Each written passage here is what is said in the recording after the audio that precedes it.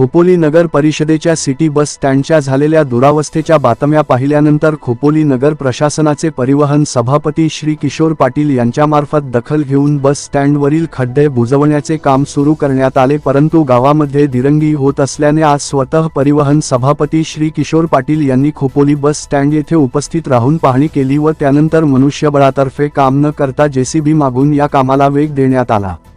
त्याचबरोबर आगामी काळामध्ये पावसाळ्या सारल्यानंतर याच जागे एक सुसज्ज बस स्थानक बनवण्यात येईल। या संदर्भामध्ये नगर प्रशासनाच्या सर्वसाधारण बैठकीमध्ये याच्यावरती चर्चा झाल्याचं त्यांनी सांगितलं। त्याचबरोबर खोपोली शहरातील काही दुर्गम भागांमध्ये चिंचवली, लवजी, शेडवली, मोगलवाडी, काटरंग अशा परिसरांमधून सातत्याने एक फिरती मिनी बस ठेवण्यात येईल, ज्यामुळे नागरिकांना परिवहन सेवा उपलब्ध होईल असेही त्यांनी यावेळेस स्पष्ट